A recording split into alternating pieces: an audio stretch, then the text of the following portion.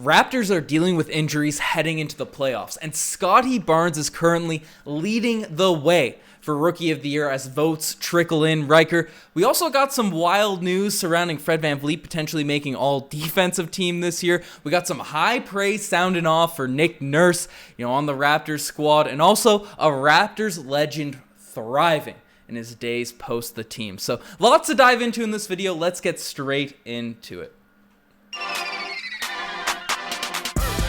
Hello everybody, Ben Rogers here with Ryker Richard, breaking down the latest NBA news, and the first thing we're talking about is something a little bit scary as we approach the playoffs, and it's players still injured heading into the playoffs this year, Ryker. Now, I don't know if you've heard Nick Nurse's postseason interview. I don't know what you call him at this point in the year, but he came out and he said he's not sure. He's not sure who's going to be around, who's going to be available as we inch closer to the playoffs. Aaron Rose summed it up on Twitter saying, Nick Nurse sounds like he's not sure everybody will be healthy on Saturday. Not totally sure. I believe him. Might be playing games with Philly, but who knows? Who really knows? That's sort of the summary there. Also watch the video if you want to hear Nick Nurse's full comments. But obviously Fred VanVleet missed the last 3 games of the season. OG played in the last game, didn't look too hot. Should we be worried about our star guys not playing in games 1 and 2 versus Philadelphia, Ryker?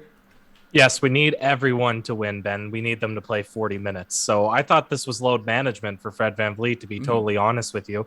It was a Charlie horse, knee on quad for OG. So there's no reason he shouldn't play. There's adequate rest at this point. Pascal was playing, Scottie Barnes was playing. You're roasting those quad injuries.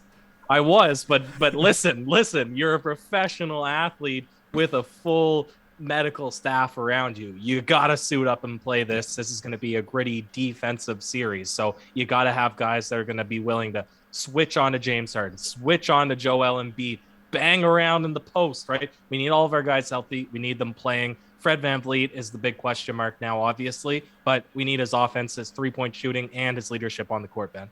Yeah, Fred's our all-star, he's our leader, and he's been killing it against the Sixers this season as well, so it's tough. And, Aaron Rose sort of brought it up. Maybe this is mind games by Nick Nurse, as you said. The thought process was this is probably load management for Fred VanVleet, those last 3 games of rest, but it does throw into question. And if you look at his stats for the last few games of the season, Fred was not living up to his usual standards that he set for himself this season. He was only shooting, in the last 5 games that he played, only shooting 29% from the three-point line, only 31% from the field, about 17 points and all that sort of stuff, and not the most efficient shooting. Didn't really look like himself, so there's probably something serious going on, and obviously Fred VanVleet struggled the last time he played against Philadelphia, but a lot of that had to do with Ben Simmons.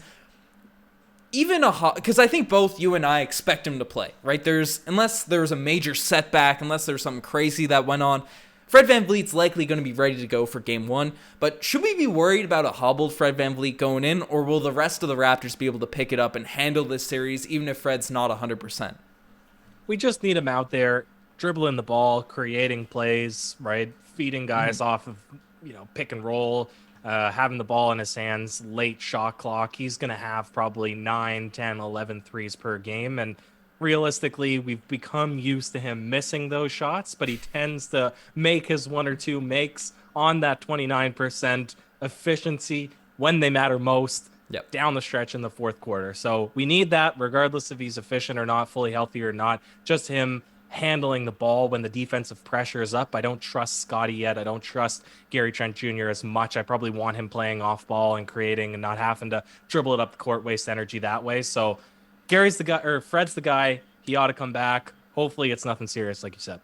Yeah, exactly. And I trust Scottie to run the point in terms, for most of the game through stretches, but in those dire moments, right? As we saw with, the Lakers game and the I forget who we played in the game following the Lakers game. It might have been in the Sixers, actually. But, Scottie probably shouldn't have full command of the offense down the stretch. And that's what Fred VanVleet, even if he's not 100%, will be valuable for. But we'll see what happens. Rick, we got a lot of news to break down. And speaking of Scottie, speaking of our guy, Scottie Barnes is currently the favorite to win Rookie of the Year. As, it's media people that are voting for these awards and all that sort of stuff. And currently, of the leaked votes, I believe 25% of the votes have been leaked. Scottie Barnes has a significant lead over Evan Mobley and Cade Cunningham for Rookie of the Year. 58 points for Scottie, 40 points for Evan Mobley, and 21 points for Cade Cunningham. Obviously, Mobley's the closest. I thought Cade would be getting a little bit more love from the voters. Happy Scottie's number one. I expect him to be over all of them. Any surprises with this, or do you think, is it too early to crown him Rookie of the Year, Riker? Might be too early, Ben. I'm not surprised about Cade because these are all top 5 draft picks, and yet 2 of them played significant minutes, had a significant role on playoff teams. Well, maybe not necessarily yet for the Cleveland Cavaliers, certainly the Toronto Raptors, whereas the Pistons are still in tank mode. So it doesn't surprise me. I've never been a fan of putting up big numbers on a bad team because you put yourself onto a good team with other veterans that are commanding minutes or commanding shots. You're probably not going to get the same opportunity as you would. Whereas Mobley, Scottie, they're with guys that are getting those reps up and they're still managing to carve themselves out a pretty good niche on their teams. So I'm feeling excited. The 72-time Scottie Barnes Award winner. I mean, he has the accolades, he has the hardware. I mean, I know this is only one little award and it doesn't hold up to the same stature that the Scottie Barnes Award does, but boy, would it be nice if he got the ROTY to add to his little treasure chest or treasure wall, whatever you want to call it. Yeah, no, that's fair. And don't want to extrapolate, don't want to get ahead of ourselves, but I'll mildly play the balloons. I'll get the balloons to peep in. Not fully yet. Once the firework happens, we'll throw it out, but It's looking good for Scottie Barnes winning Rookie of the Year. I know a lot of talking heads, Charles Barkley, Stephen A. Smith, Doris Burke, they've said that they've picked him as their Rookie of the Year and stuff. So, looking good for Mr. Scottie Barnes. And speaking of other awards, now, the other player that's sort of in the running for at least an all-NBA-ish team is Pascal Siakam, who, you and I both expect to make it. But another guy sneaking into a conversation, and Fred VanVleet is currently getting votes for all defense this year. And this is something that obviously the all-star propaganda from Matt Devlin and us and everyone has been was pushed early in the season. Rookie of the Year, the hype for Pascal to win All-NBA, that's been huge now as the end of the stretch of the season. But Fred VanVleet has become elite on the defensive end, and Kevin O'Connor has come out and said that he specifically put Fred VanVleet on his all-defense second team. Is this something realistic for Fred VanVleet to get? I know smaller guards don't usually get on these lists, but Fred VanVleet's elite on that end of the floor. Definitely elite. I don't know if there's a particular stat you can point towards because just the defensive stats, blocks, obviously guards are never going to be at the top of the leaderboard in terms of blocks per game, but Gary Trent Jr. is actually the guy who's third in the NBA in steals per game at 1.7. Obviously no word about him getting the nod for defensive player or defensive team, and I think that's because Fred VanVleet, like you said, he's the all-star, he's the number 1 option on this team, or number 2 option, him and Pascal Siakam, so it makes sense that, and listen, he is elite, right? And we saw what he did in that championship series. And I just, like I said, I'm struggling to point out a specific stat that he did better than other guards necessarily, but just the eye test. He is a fantastic off-ball defender, on-ball defender. He gets in the lanes. He can pick balls. He is a terrific guy. It'd be nice to have that award. Yeah. Get on that all-defensive team. Gary was our star boy. Gary Trent Jr., I believe, was third on the defensive player of the year rankings early in the season, which was pretty wild. Obviously, all our guys are locked down on defense, but Fred's 1.7 steals, the advanced stats like him with defensive win shares and all that sort of stuff. So shout out to Freddie VanVleet making some noise for DP, or what will be the abbreviation? All ANBA defense. I don't even know what to call it. ANBAD. DT.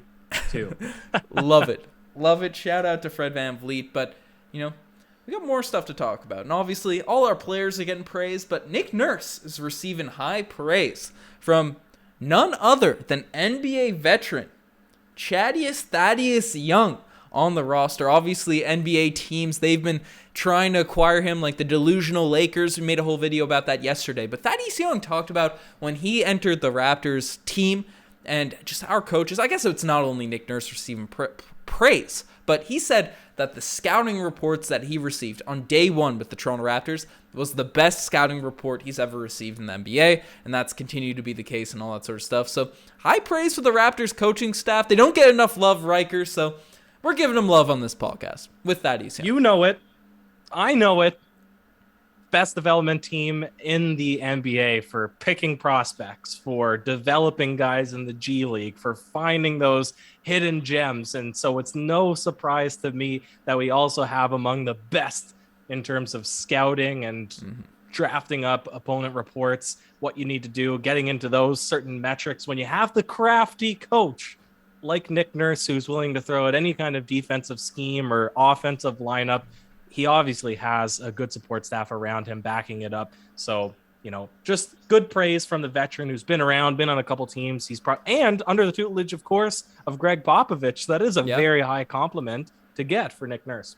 Yep. Dad's been around, been on the Sixers, the Pacers, the Nets, the Bulls, the Spurs, as you mentioned. Right? He's been on some different teams. So lots of coaches he's played for.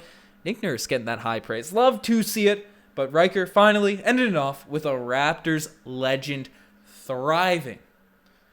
People were right. Maybe they were a bit, maybe the timeline wasn't correct. 2 years from being 2 years, from being 2 years, from being 2 years away, Ryker. But we got to show some love to none other than Bruno Caboclo. Out here balling for the Sao Paulo FC Champions League Americas. He was named MVP of that league and averaging 24 points, 11 rebounds, and assists, steal in half, and 4 blocks per game, Ryker. I know it's, probably not one of the most upper echelon leagues in the entire world. Obviously, he's from Brazil, so playing down there makes sense, but long, wiry guy. What is he, 6'9", Ryker? Should we bring Bruno back? He fits, Ben. He fits the composition of this team, and if he's putting up numbers like that, although don't be deceived because we have guys putting up big numbers in the 905 as well. Isaac Bongo and Bongo. So Bing Bonga. Bing Bongo. It's just nice to see a homer, of course, an ex-Raptor have success in any league. I thought that you were going to say it was the African Basketball League. What is the acronym that they're using for that? ABL? No, I'm not sure. ABL was, but anyways. Yeah. I guess it's some league there in South America. So shout out to Bruno.